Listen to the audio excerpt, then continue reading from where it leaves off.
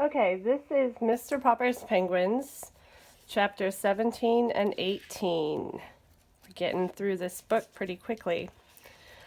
The birds soon became so famous that whenever it was known that the Popper performing penguins were to appear at any theater, the crowds would stand in line for half a mile down the street, waiting their turn to buy tickets.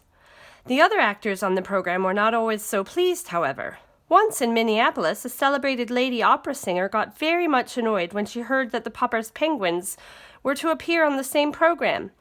In fact, she refused to go on the stage unless the penguins were put away.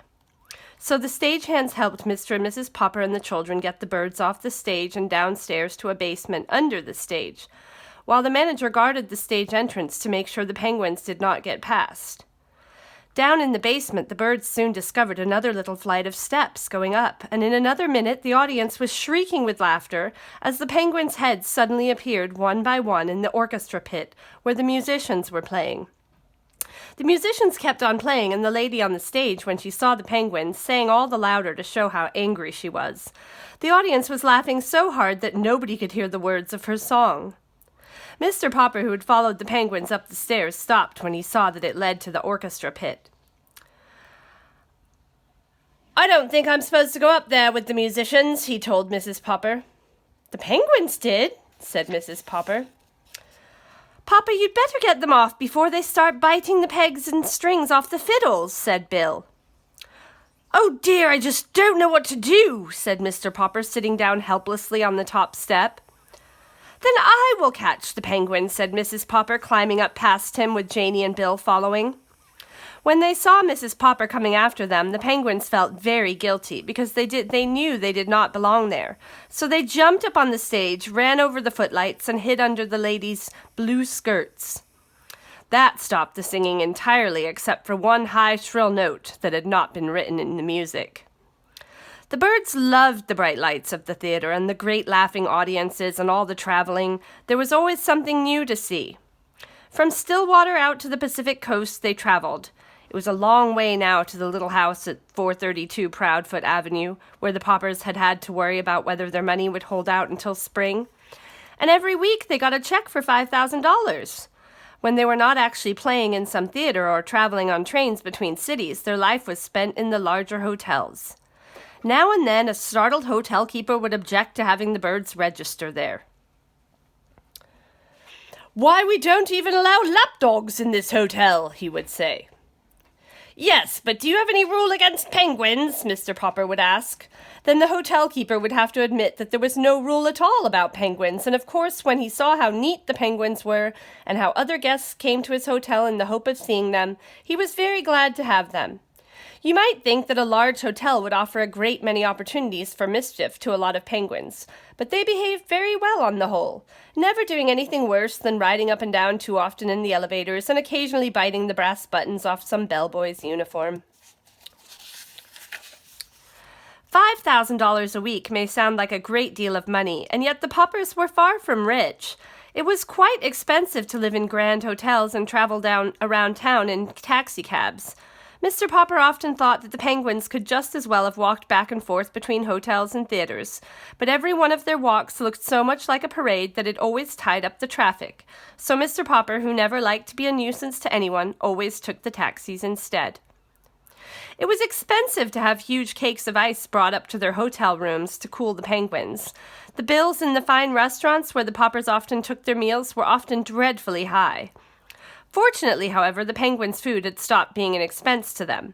On the road, they had to give up having tank cars of live fish shipped to them, because it was so hard to get deliveries on time, so they went back to feeding the birds on canned shrimps. This cost them all absolutely nothing, for Mr. Popper had written a testimonial saying, "Popper's performing penguins thrive on Owen's Oceanic Shrimp." This statement, with a picture of the 12 penguins, was printed in all the leading magazines, and the Owen's Oceanic Shrimp Company gave Mr. Popper an order that was good for free cans of shrimps at any grocery store anywhere in the country.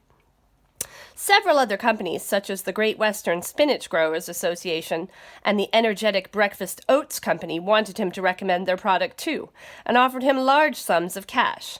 But the penguins simply refused to eat spinach or oats, and Mr. Popper was much too honest to say they would, even though he knew the money would come in handy. From the Pacific coast, they turned out east again to cross the continent. They had enough time on this brief tour to touch only the larger cities. After Minneapolis, they played Milwaukee, Chicago, Detroit, Cleveland, and Philadelphia. Wherever they went, their reputation traveled ahead of them. When early in April they reached Boston, huge crowds awaited them in the railway station. Up to now, it had not been too difficult to keep the Penguins comfortable. But a warm spring wind was blowing across Boston Common, and at the hotel Mr. Popper had to have the ice brought up to his rooms in 1,000-pound cakes. He was glad that the 10-week contract was almost up, and that the next week, when the birds were to appear in New York, was the last. Already Mr. Greenbaum was writing about a new contract. Mr. Popper was beginning to think, however, that he'd better be getting back to Stillwater, for the Penguins were growing irritable. Chapter 18, April Winds.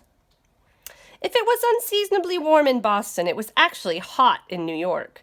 In their rooms at the great Tower Hotel overlooking Central Park, the Penguins were feeling the heat badly. Mr. Popper took them up to the roof garden to catch whatever cool breeze might be blowing. The Penguins were all charmed by the sparkling lights and the confusion of the city below. The younger birds began crowding over to the edge of the roof and looking down at the great canyons beneath them. It made Mr. Popper very nervous to see them shoving each other as if at any moment they might succeed in pushing one over. He remembered how the South Pole penguins always did this to find out what danger lay below. The roof was not a safe place for them. Mr. Popper had never forgotten how badly frightened he'd been when Captain Cook had been so ill before Greta came. He could not risk the chance of losing one of his penguins now. Where the penguins were concerned, nothing was ever too much trouble for him. He took them downstairs and bathed them under the cold showers in the bathroom. This kept him busy a large part of the night. With all this lack of sleep, he was quite drowsy the next morning when he had to call the taxis to get to the theater. Besides, Mr. Popper had always been a little absent-minded, and this is how he made his first great mistake, when he said to the first taxi driver, "Regal Theatre!" "Yes, sir," said the driver, threading his way in and out of the traffic of Broadway, which greatly interested both the children and the Penguins. They'd almost reached the theater when the driver suddenly turned. "Say, you don't mean those Penguins are going to be on the same bill with Swenson Seals, do you?" "I don't know what else is on the bill," said Mr. Popper, paying him. "Anyway, here's the Regal," and they piled out and filed in the stage entrance. In the wings stood a large, burly, red-faced man. "So, these are the Popper performing penguins, huh?" he said. "Well, I want to tell you, Mr. Popper, that I'm Sven Svensson, and these are my seals in there on the stage now. And if your birds try any funny business, it'll be too bad for them. My seals are tough, see? They'd think nothing of eating 2 or 3 penguins apiece." From the stage could be heard the hoarse barks of the seals who were going through their act. "Papa," said Mrs. Popper, "the Penguins are the last act on the bill. You go run back quick and get those taxis, and we'll let the Penguins ride around a while until it's time for their number." Mr. Popper hurried out to catch the drivers. When he returned, it was too late. The Poppers performing penguins had already discovered the Swenson seals. "Papa, I can't look!" cried the children. There was a sound of dreadful confusion on the stage. The audience was in an uproar, and the curtain was quickly rung down.